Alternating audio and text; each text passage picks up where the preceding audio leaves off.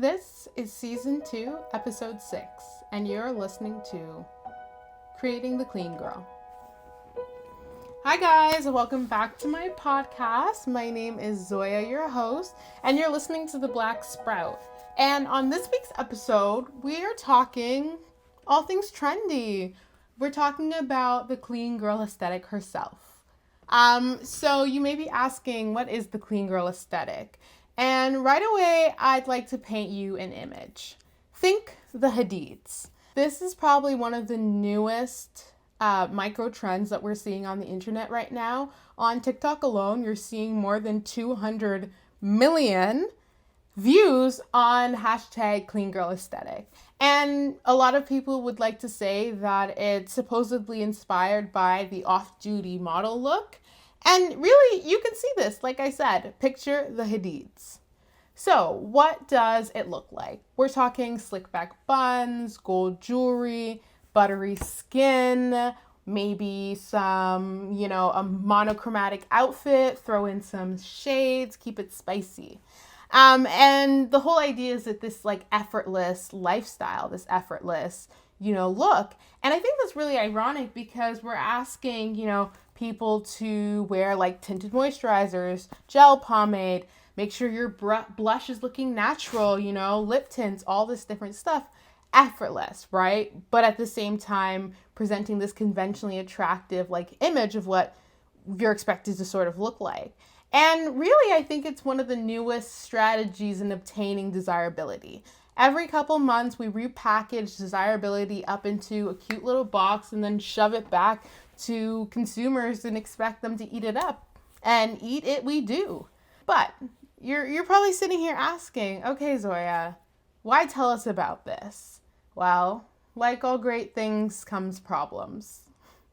I don't know if that's the correct statement, but it's the one I'm providing.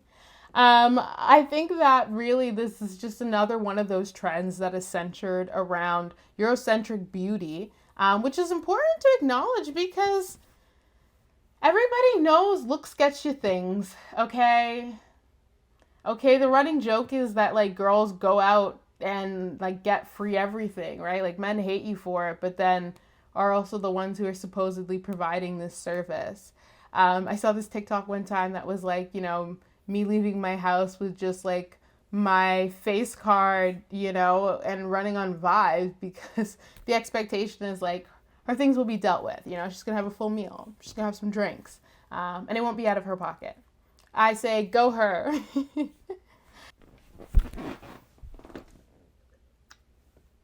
Because when we're talking about, the clean girl aesthetic and we're thinking about who are we looking at, who are we praising for these things, it tends to be people who are conventionally attractive. They're thin, slim, they have clear skin.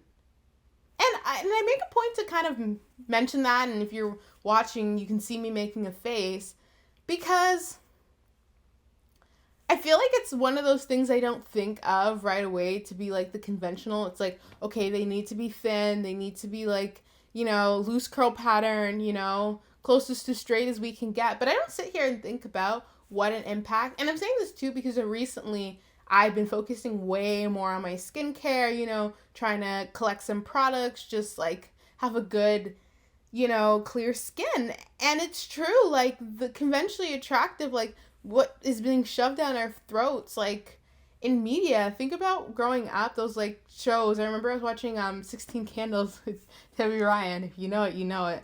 And I think one of the, was it the first day or something, she's waking up with a pimple, and that's supposed to be the end of the world, right? And it is sometimes. I was reading this ID article by Tiana Randall, and one thing you could really pull out from the article, and just also a lot of the other articles and pieces written on the clean girl aesthetic, is this idea that there's one way to be a clean girl. You should already know I have problems with that when there's one way, because we're a diverse and complex group of people. How could there be one way to do something? And, they really talk about, how unoriginal it is, really. The clean girl aesthetic is unoriginal, right? We're really talking too, which I'll circle back to the unoriginality of it, but I think what's really interesting too about the clean girl aesthetic is it really pushes this divide, especially like an economic divide between, you could say, the haves and the haves not. The people who have the monochromatic outfit and the ones who don't. The ones who have the eyebrow pomade and the ones who don't. The one who has the ability to, create this effortlessly, like, simplistic, look, but maximum impact, right?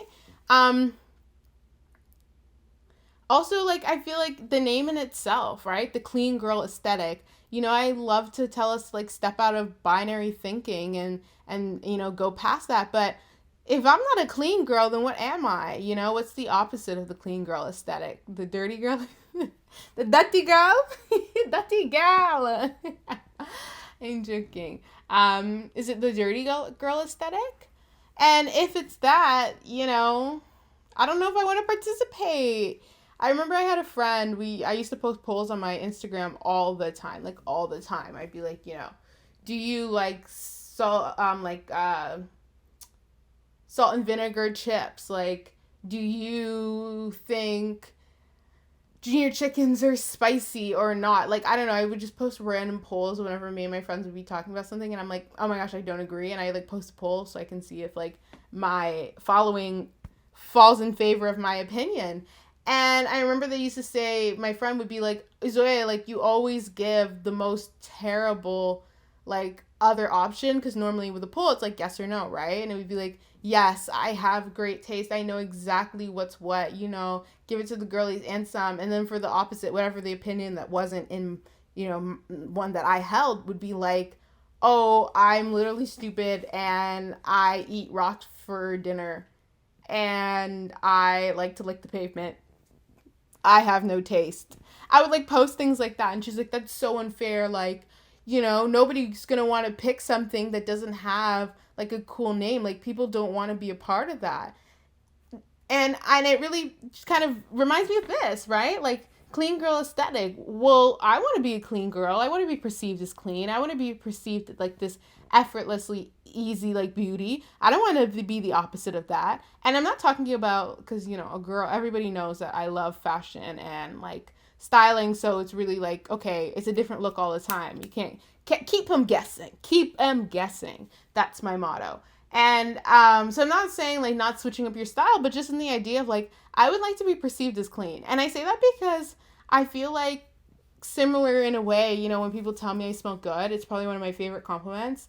That along with you look great, like I love that outfit. When people tell me that, you just healed my inner child. But like, I want to be a clean girl. When people tell me I smell good, it makes me feel great. And so I think, you know me, guys. Listen, I think cleanliness is next to godliness. Ask my ex-roommates. Talk to the Brady Bunch. Interview them and see what they say. Like, I like a clean space. But I think that, and so really I want you to understand, I'm not condemning cleanliness. But I think that it's interesting that, clean girl aesthetic is supposed to represent so much. And so it begs to ask the question, well, what's the opposite? And once I've seen the opposite, it's giving to me, right? Because if I'm not clean, I must be dirty. And it's giving very much Madonna whore complex. And you may be asking, Zoya, what is that? Well, we can thank Sigmund Freud for this one. But it's just sort of the idea of the pure and the tainted, right?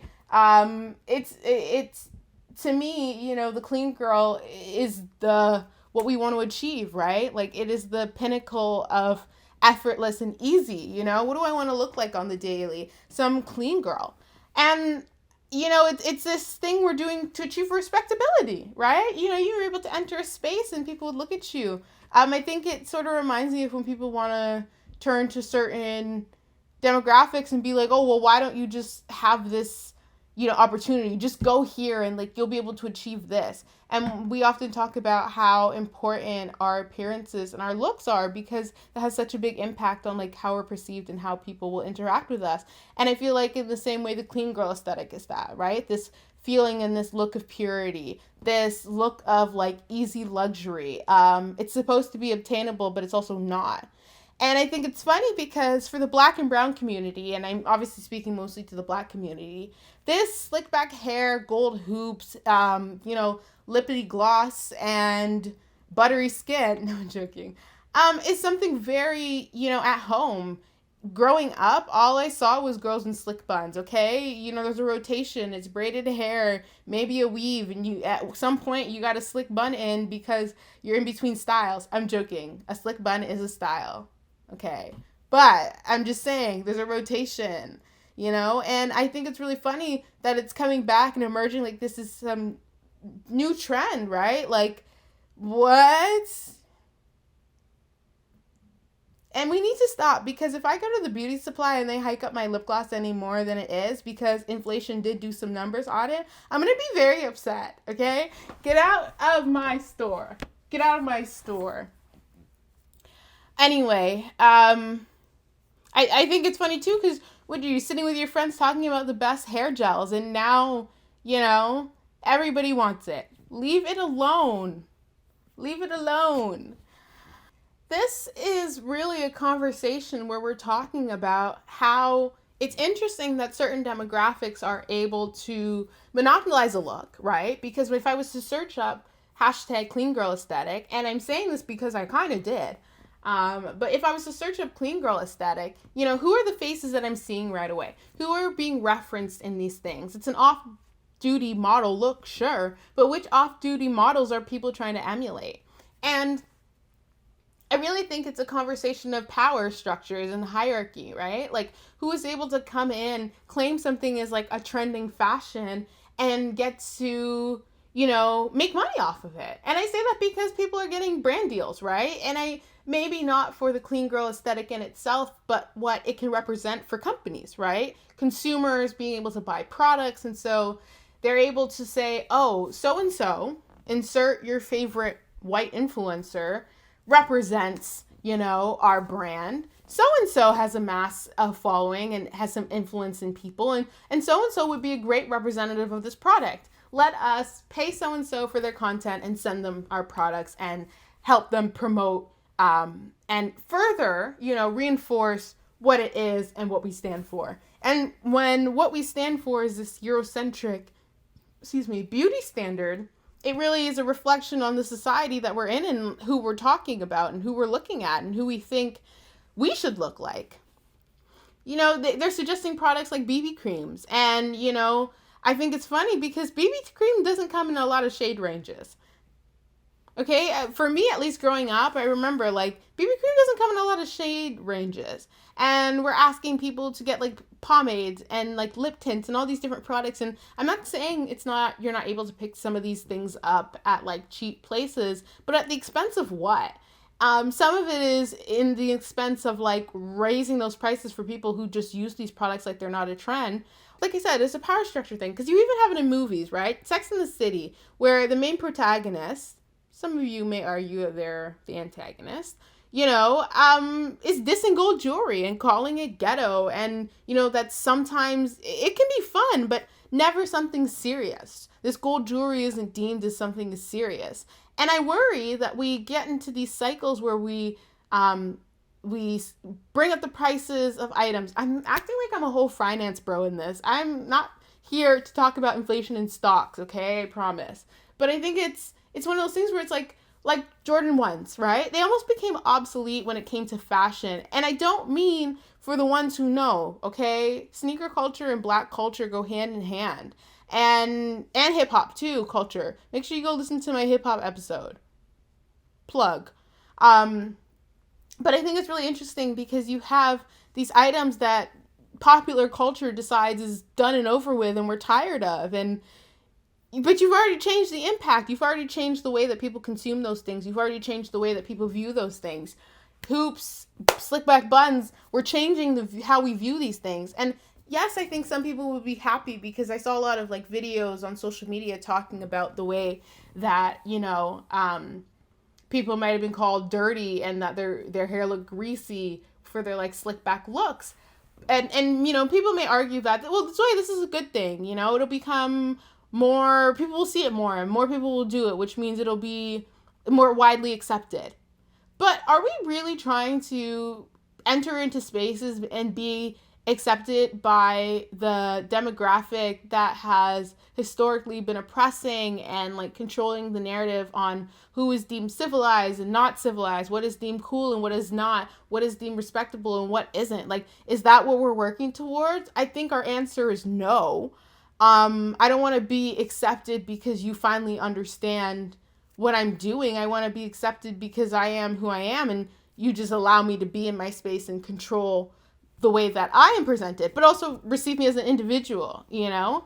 And so really I want to go back to this idea of desirability. You know, there's this need to be beautiful in the simplest way with the most maximum amount of impact, right? We want effortless beauty, and if it's not effortless, somehow it's some sort of hardship. We have so many conversations where we like spite women for putting on a lot of makeup because somehow that isn't the real them, and then we like shame them for, you know, we want people to have clear skin, but then we're shaming them for like putting on makeup to achieve quote unquote clear skin. You know, we want effortless beauty. Oh, if you work too hard for it, somehow it's like less desirable. Somehow it like is quote, I don't know, dirty.